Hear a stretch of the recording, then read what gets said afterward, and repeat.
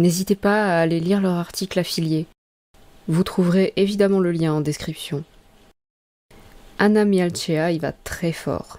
C'est à la fois déstabilisant, très enrichissant et légèrement inquiétant. Je ne vous en dis pas plus et vous laisse apprécier le contenu par vous-même. Elle mentionne plusieurs fois le nom de Clifford Carnicom, que je ne connaissais pas. Après être allé consulter ses travaux, j'ai failli tomber de ma chaise. Ce que j'y ai trouvé est tout bonnement hallucinant. Je suis en train de traduire une de ses interviews, qui sortira en 2 parties car elle est très longue, 2h48. Je vous conseille vraiment de la visionner, car son contenu est explosif et permet de relier bien des points. Mais ce sera pour une autre fois. Sans plus attendre, je vous laisse avec Anna Mialcea.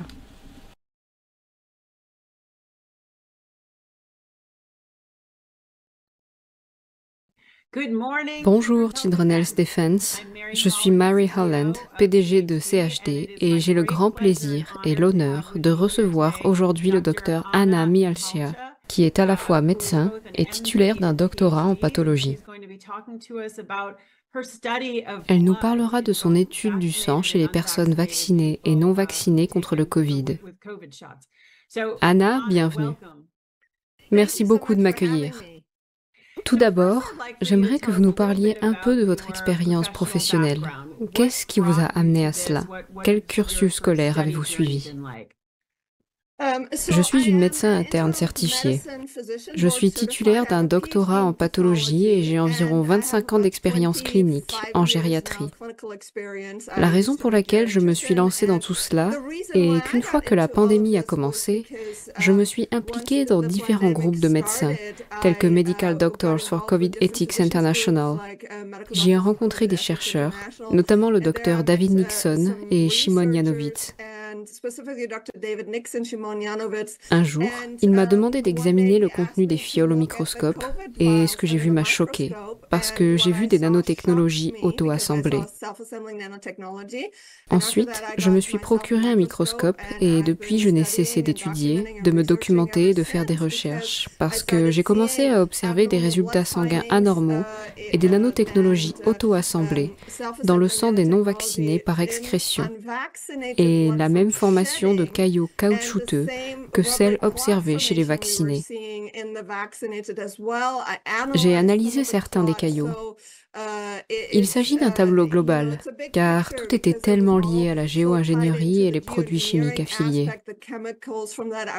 Je travaille avec Clifford Carnicom, de l'Institut Carnicom, qui, pendant 30 ans, a fait des recherches sur les morgellons. Nous avons constaté qu'il y avait des similitudes entre ce qui se développait dans le sang et la biologie synthétique des morgellons. D'accord, allons-y doucement, car beaucoup de choses peuvent être nouvelles pour les téléspectateurs. Vous avez étudié le sang en utilisant la microscopie à fond noir. Qu'est-ce que c'est? Expliquez-nous cela si vous le voulez bien. Il s'agit d'un type de microscopie extrêmement sensible. Il peut atteindre un grossissement de 4000 fois et utilise un champ sombre plutôt qu'un champ clair. Vous pouvez donc voir des choses extrêmement petites, qui sont beaucoup plus contrastées. Quand vous avez commencé à regarder ce qu'il y avait dans les fioles et à examiner des échantillons de sang, dites-nous un peu ce que vous avez vu. Et je suppose que l'image derrière vous, il y est. Et si je vous montrais, parce que j'ai récemment effectué une autre analyse sur les flacons Covid. Ce que vous voyez ici est donc une injection Covid de Pfizer-BioNTech, lorsqu'elle a été placée pour la première fois sur une lame. En arrière-plan, on voit toutes ces lumières clignotantes en activité extrême. C'est un grossissement de 100 fois, et c'est exactement ce que j'ai vu la première fois il y a 3 ans, lorsque j'ai regardé avec le docteur David Nixon. Il s'agit en fait de points quantiques, de nano- et micro-robots. Vous voyez ici que quelque chose s'est auto-assemblé. Nous les appelons micropuces, parce que des études ont montré que ces micropuces émettent ce que l'on appelle le phénomène des adresses MAC. Voici donc un premier aperçu de la fiole. Une seconde, Anna. Dites-nous ce que sont les points clignotants à l'arrière-plan. C'est ce que l'on appelle des nano- et micro-robots qui communiquent entre eux par le biais d'un signal lumineux, et ils collaborent pour auto-assembler ces structures plus grandes, qui sont les micropuces.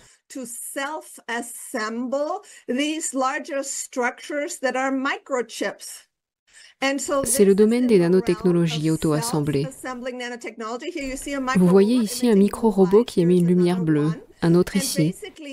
En gros, ces minuscules robots se coordonnent et développent ensuite des structures plus importantes et les construisent.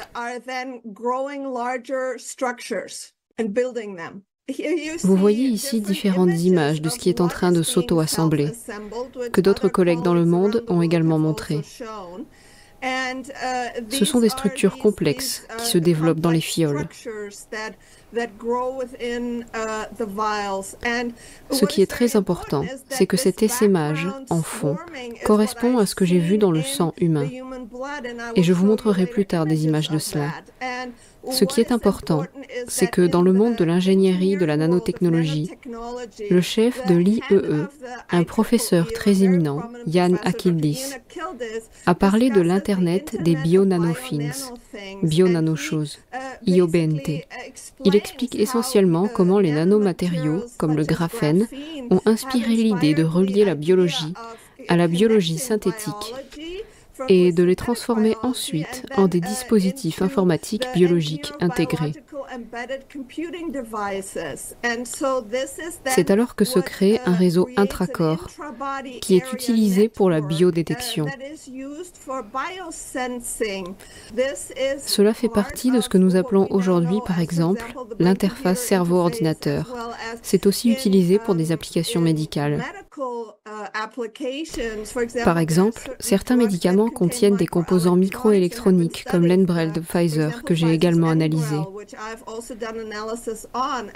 Ils ont ces composés microélectroniques qui s'auto-assemblent dans le corps du patient. Dans l'Enbrel de Pfizer, ces nanotechnologies ont-elles été divulguées dans leurs brevets et dans leurs notices d'utilisation ? Dans le cas de l'Enbrel, une étude a été réalisée par l'hôpital Mount Sinai qui traitait spécifiquement de la microélectronique qui s'y trouve et la manière dont les médecins recueillaient les données biophysiologiques du patient. Mais la plupart des gens ne le savent évidemment pas. Cela n'a pas été divulgué pour les injections Covid.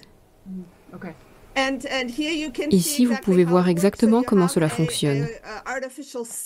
Vous avez une cellule artificielle qui contient des nanotransmetteurs et des nanocapteurs biologiques.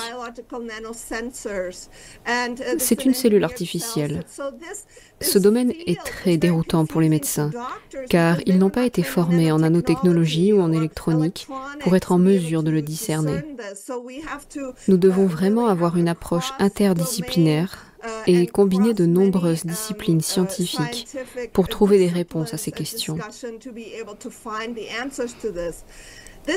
Voici un résumé qui a été publié par le Dr David Hughes, qui a vraiment regardé les 26 équipes du monde entier. Entre-temps, beaucoup d'autres personnes ont examiné le contenu des fioles et ont constaté que l'ARN n'était pas conforme à l'étiquette.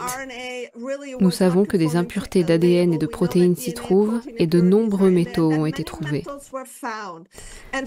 Je suis spécialiste de la chélation et de la désintoxication des métaux lourds.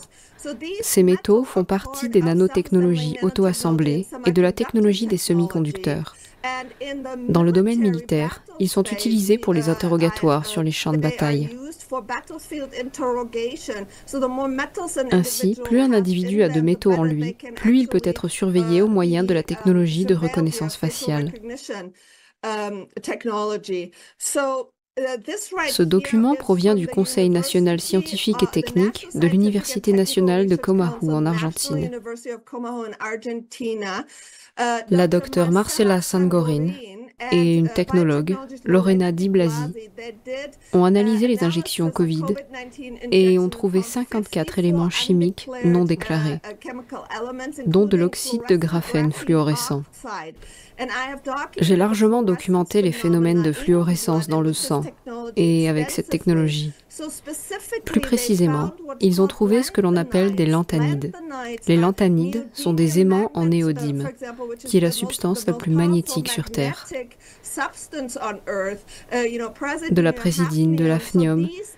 Ces éléments sont utilisés pour l'auto-assemblage des nanotechnologies des semi-conducteurs et des points quantiques. Par exemple, le silicone est utilisé pour la fabrication de semi-conducteurs. Et ils ont utilisé des plastiques polymères qui nécessitent de l'aluminium et du titane comme signal de départ pour s'auto-assembler. Ces métaux ont donc une fonction très spécifique. Ce ne sont pas juste des contaminants au hasard. Vous avez mentionné Antonietta Gatti lorsque nous avons discuté. J'ai examiné de nombreux vaccins pour enfants au microscope. Ils ont les mêmes nanotechnologies auto-assemblées. Elle a également prouvé que les vaccins pour enfants contiennent tous ces nombreux métaux.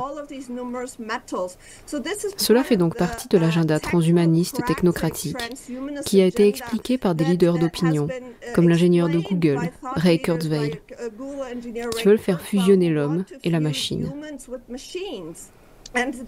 Voici une nouvelle étude scientifique de collègues de Corée du Sud. Le Dr Young-Mi Lee a analysé 54 flacons du vaccin Covid, 45 Pfizer, 7 Moderna, 1 AstraZeneca et 1 Novavax, et a trouvé exactement la nanotechnologie d'auto-assemblage que je montre.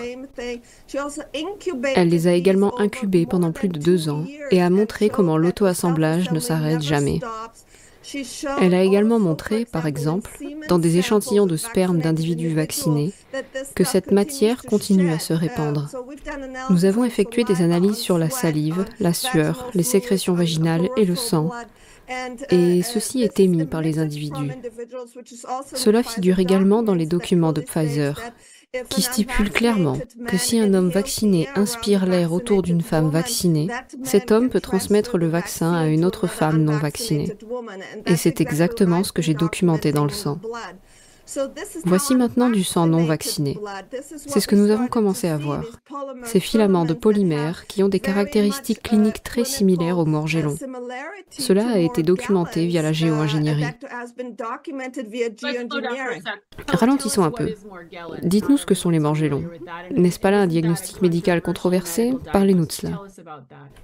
Ce n'est pas un diagnostic médical controversé dans le sens où il y a eu des opérations illégales de géo-ingénierie qui ont pulvérisé des polymères avec des métaux, y compris l'aluminium et le barium, depuis 30 ans. Et ces organismes biologiques synthétiques ont été isolés par des personnes comme Clifford Carnicom. Ils ont été appelés bactéries cross-domain. Ils ont été cultivés. C'est de la biologie synthétique. Et des personnes ont été contaminées et marginalisées, comme s'ils avaient une parasitose délirante. Mais il s'avère que nous avons analysé chimiquement les échantillons de sang et les filaments, et ils ont une correspondance. Ce qui veut dire que nous avons découvert grâce à la spectroscopie dans l'infrarouge proche, dans le sang vacciné et non vacciné, des signatures chimiques d'alcool polyvinylique, de polyamide et de polyéthylène. Il s'agit de signatures microplastiques non naturelles. Ils font partie de l'ensemble du programme de la géo-ingénierie. C'est donc distinct des vaccins. Ou bien pensez-vous que ces filaments se trouvent également dans les flacons? Ce qui a été trouvé dans les flacons lors des analyses de pluie correspond chimiquement avec les filaments que nous trouvons dans les caillots caoutchouteux. Il y a une correspondance chimique. C'est Richard Hirschman qui m'a permis de comprendre comment ils s'auto-assemblent. Il m'a envoyé le sang embaumé d'une personne vaccinée, décédée depuis 8 mois. J'ai reçu ces flacons en juin 2023. Et vous pouvez voir ici les mêmes filaments. Voici une vidéo de l'auto-assemblage en direct au sein de ce sang. Ce que vous voyez ici, ce sont ces cellules micellaires remplies des mêmes cellules clignotantes que je vous ai montrées plus tôt dans les injections Covid. Il s'agit d'une auto-réplication micellaire en cours. Un peu plus tard, je vous montrerai. Je l'ai réexaminé 1 an plus tard, il y a quelques semaines, et ça continue à s'auto-assembler.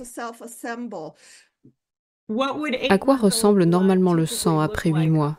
Que vous attendiez-vous à voir? Tout d'abord, je ne m'attendais jamais, au grand jamais, à voir des lumières clignotantes dans le sang humain. C'est tout à fait anormal. Elles émettent de la lumière de différentes couleurs. C'est un grossissement de 4000 fois. Rien de tout cela n'est biologique. Ça n'existe pas dans le corps humain. C'est de la micro-robotique. Mais une fois que je l'ai vu, j'ai regardé le sang de mes patients non vaccinés et j'ai trouvé ces mêmes structures avec les mêmes nanoparticules. J'ai filmé la façon dont ils construisent les filaments. Vous pouvez voir ici qu'ils se fondent les uns dans les autres pour construire cette structure filamenteuse. Cela fait partie de l'auto-assemblage. Ces sphères se débarrassent de leur contenu pour construire ces filaments. Cela contribue ensuite à la coagulation du sang. Voici ce même sang en septembre 2024. Cela fait maintenant plus de 2 ans que cet individu est mort. C'est un grossissement de 2000 fois. Si vous regardez cette bulle, il y a tous ces nanorobots émettant de la lumière bleue, rouge et jaune. Vous pouvez voir comment cette sphère est littéralement en croissance continue. J'accélère pour que vous puissiez mieux voir. Cela se passe dans un sang embaumé. Ceci est en corrélation avec les recherches comme celle de mon collègue, le docteur Pedro Chavez du Mexique, qui a constaté des émissions d'adresses MAC provenant des tombes des gens vaccinés. Cette technologie ne disparaît pas, elle continue d'émettre. Voici un grossissement de 4000 fois. Vous pouvez voir ici des points d'un diamètre d'environ 500 nanomètres. Je peux voir à l'échelle nanométrique avec ce microscope. Et vous pouvez voir que ça bouge et que ça clignote toujours. C'est toujours présent. Si vous voyez ici, c'est le sang embaumé. Et ça, c'est un micro-robot. Regardez cette lumière clignotante. Vous voyez que les cellules sont mortes. Cette chose est capable de manœuvrer autour des cellules et continue à se déplacer. Ça émet clairement de la lumière, ce qui n'est pas normal, et ça ne devrait pas se trouver dans le sang. Cela se poursuit même après la mort. Ici, vous voyez aussi du sang embaumé. Toutes ces lumières clignotantes ici, vous voyez ces robots? Ils peuvent manœuvrer avec une grande aisance autour de ces cellules sanguines. Et ils émettent de la lumière. C'est un robot. Nous pensons que les robots sont contrôlés par une force extérieure. Pensez-vous qu'il y a une chose d'extérieur qui contrôle ces robots? Ou sont-ils autoprogrammés, de manière à être vraiment intelligents pour se frayer un chemin parmi les cellules sanguines? Ils sont dotés d'une intelligence, mais ils sont équipés de biocapteurs, qui sont utilisés pour la télémétrie bidirectionnelle. Cela signifie qu'ils envoient des signaux au cloud par le biais du téléphone portable pour les données biométriques. Mais ils peuvent également être programmés de l'extérieur. Par exemple, ici, c'est un robot. Comment le sait-on? Il émet de la lumière bleue. Rien dans la cellule, dans le corps, n'est censé clignoter bleu. Vous pouvez constater qu'il est très intelligent. Il se coordonne à la manière d'un essaim pour construire différentes choses que j'ai filmées dans le sang humain. Voici ce qu'on appelle un mésogène. Je travaille avec le docteur Hildegard Stanninger, une toxicologue de renommée mondiale qui a étudié les puces cérébrales prélevées sur des personnes ciblées et a écrit des livres sur le sujet en 2009. Il s'avère qu'il s'agit en fait d'une puce mésogène. Et toutes ces petites nanoparticules l'auto-assemblent. Ce qu'elles construisent, ce sont des circuits électroniques. J'ai filmé en direct le sang de personnes non vaccinées, des personnes qui ont été exposées à l'excrétion. Ici, un grossissement de 4000 fois. Vous voyez les mêmes nanoparticules que celles que je vous ai montrées dans le flacon de Pfizer. Rien de tout cela n'est censé se trouver dans le corps, clignotant, émettant des lumières et intelligemment coordonné. C'est donc tout à fait anormal. Ce n'est pas biologique, c'est une technologie. Ceci est un article de recherche qui traite des microprocesseurs mésogènes, qui sont ici photographiés dans du sang non vacciné. Il s'agit de cristaux liquides qui utilisent des polymères, qui sont ces hydrogels. Le polyéthylène glycol des nanoparticules lipidiques est un hydrogel, qui est utilisé pour l'interface cerveau-ordinateur. Il peut remplacer n'importe quelle cellule, n'importe quelle partie du corps, et construire ces robots mous à l'intérieur du corps. Voici ce que je veux vous montrer à propos du caillot caoutchouteux. Nous avons fait beaucoup d'expériences. Voici du sang vacciné. 30 ml ont été prélevés et laissés au repos pendant 4 heures. Le sang normal crée les globules rouges, ici en bas. Mais vous voyez ici une formation caoutchouteuse ressemblant à un caillot. C'est exactement la même chose que ce que les embaumeurs ont trouvé dans le corps des personnes décédées. Il s'avère que les polymères, lorsqu'on abaisse la température, commencent à s'auto-assembler et se coaguler.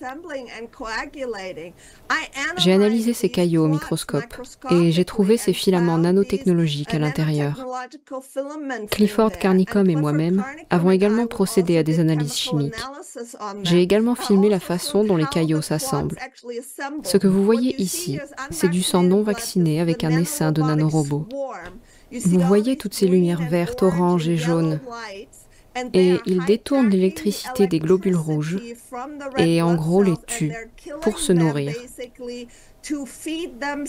C'est ce qu'on appelle la récolte d'énergie. Ce phénomène est bien décrit dans la littérature sur les nanotechnologies. Ces robots laissent donc ceci dans leur sillage. Il s'agit du même sang 30 minutes plus tard. Le sang est complètement détruit. Les robots ont évolué. Il s'agit du caillot caoutchouteux que nous avons observé et vous pouvez voir comment il s'auto-assemble et se construit littéralement lorsque vous prélevez le sang et le laissez reposer pendant au moins 4 heures. Et c'est un test facile à réaliser. Tout médecin qui se dit que cela va trop loin peut le reproduire. C'est très facile à faire. Voici notre analyse des caillots. Clifford Carnicom et moi-même avons obtenu les caillots des décédés par Richard Hirschman. Nous avons obtenu un caillot d'une personne vivante après un effet secondaire dû à la vaccination et d'une personne non vaccinée. Ce que nous avons observé, c'est clairement cette espèce de caoutchouc que nous connaissons. Nous avons fait un examen au microscope et nous avons trouvé exactement les mêmes filaments que ceux que l'on trouve dans le sang. Nous avons ensuite procédé à une spectroscopie dans le proche infrarouge et nous avons trouvé que ces choses contiennent des polyines, qui est de l'alcool polyéthylène, de l'alcool polyvinal, qui est un plastique, et du polyamide, qui est de la soie, du nylon et du kevlar. Plus précisément, le docteur Kevin Kernigan a trouvé un gène d'ADN de spidroïne, de la soie d'araignée. Il s'agit du matériau de qualité militaire le plus résistant qui soit. Nous les avons trouvés dans les caillots. Clifford a également effectué des analyses. Nous avons essayé de dissoudre ce matériau et nous avons utilisé des agents extrêmement caustiques tels que l'acide sulfurique fort, le lye, l'acétone, l'alcool, le toluène, le décapant, l'essence, le DIT, le nettoyant pour injecteur de carburant. Tous les tests de solubilité ont échoué. Une fois qu'il s'est auto-assemblé, il est impossible de le dissoudre. Il faut dissoudre les éléments constitutifs. Voici un brevet de Moderna. Il s'agit d'une composition de nanoparticules lipidiques et de ses méthodes de formulation. Il comporte une section sur les nanoparticules furtives et elles sont faites de polyéthylène, de polyamide, ce qui est exactement ce que nous avons trouvé, d'alcool polyvinal, qui est une matière plastique. D'ailleurs, on y trouve par exemple du polyméthacrylate, qui est une superglue. Il y a donc des nanoparticules qui ont une correspondance chimique avec les polymères, qui sont également pulvérisés par le biais de la géo-ingénierie. Voici quelques tests thérapeutiques. J'ai prélevé du sang non vacciné. On voit ici le même caillot caoutchouteux. Si vous utilisez de l'EDTA, qui est un chélateur de métaux qui inhibe la polymérisation, le caillot ne se développera pas. De même, avec la vitamine C, ça ne se développera pas. Je l'utilise à des fins thérapeutiques depuis maintenant 3 ans avec beaucoup de succès. Et devinez quoi? Voici le nom du même brevet qui montre l'inhibition des nanoparticules. Si vous voulez empêcher les nanoparticules de s'auto-assembler, vous devez utiliser un agent chélateur et un agent réducteur. Et que mentionnent-ils dans leur brevet? EDTA et acide ascorbique. C'est de là que je l'ai tiré et ça fonctionne. Ici, je vous montre un test que j'ai effectué ce lundi. Ici, un flacon de Pfizer. Ici, l'acide ascorbique que j'utilise en thérapie intraveineuse dans mon cabinet. Et voici le DTA. Voici le même flacon. J'ai pris une goutte du contenu du flacon de Pfizer et je l'ai mélangé avec de l'EDTA et de l'acide ascorbique. En 10 minutes, il a désactivé toutes les nanotechnologies, tous les nanorobots et toutes les micropuces du vaccin. Ça les arrête complètement. C'est comme si une bombe nucléaire avait été larguée. Cela confirme donc ce que je dis depuis 3 ans. Et j'ai arrêté le brouillard cérébral, les palpitations cardiaques et toutes sortes de choses chez les gens. Je l'utilise en intraveineuse et on peut l'utiliser par voie orale. Voici un agrandissement plus important. Vous voyez que rien ne bouge, rien ne clignote. En 10 minutes, c'est terminé. C'est incroyable, directement tiré du brevet, excellent. L'EDTA et la vitamine C peuvent donc être utilisés aussi bien par voie orale que par voie intraveineuse. Oui, absolument. Le DTA est un chélateur de métaux utilisé depuis longtemps pour chélater les métaux. Ici, un grossissement plus important, 2000 fois. Vous voyez qu'aucun des robots ne bouge.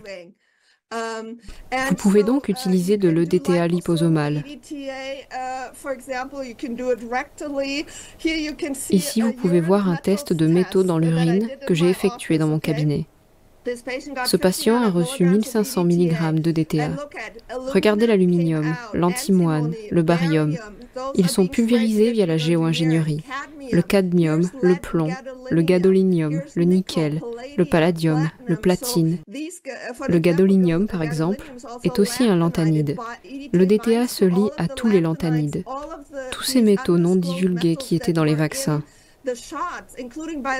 Soit dit en passant, le groupe argentin a trouvé de l'uranium. Vous pouvez voir ici que je trouve de l'uranium, du tungstène, tout ça.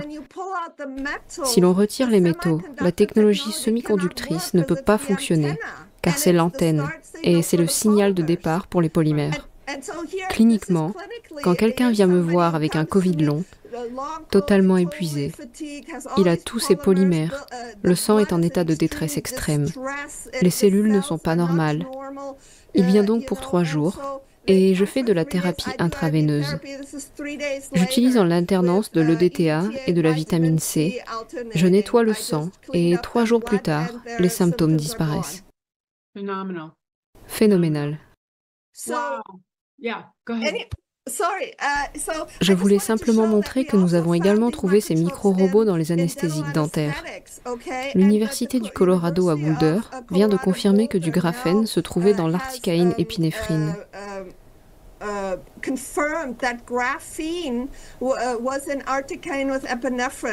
Je travaille sur ce sujet avec un dentiste biologique. Les mêmes micropuces sont utilisées dans les anesthésiques dentaires. Je présente ici mes recherches sur les anesthésiques dentaires, comment ils construisent des puces, des structures extrêmement élaborées et de la microélectronique. Et ici aussi, quand je les mélange avec de l'EDTA et de la vitamine C, tout est anéanti. Les dernières diapositives montrent que la faune est également touchée. Voici du grand gibier. J'ai examiné le bœuf, j'ai examiné toutes sortes d'animaux. Je suis allée à l'épicerie, j'ai acheté de la viande, et les mêmes filaments se trouvent dans le bœuf. Ils sont dans la faune sauvage. Ici, c'est un cerf sauvage. Vous pouvez voir ces microélectroniques et la technologie à point quantique ici. Les mêmes filaments dans leur sang. C'est un écureuil sauvage que Seth Willem m'a envoyé. C'est leur sang. Cela peut se recouper avec la géo-ingénierie. C'est un sujet dont nous parlerons dans un autre épisode, mais je voulais simplement vous montrer.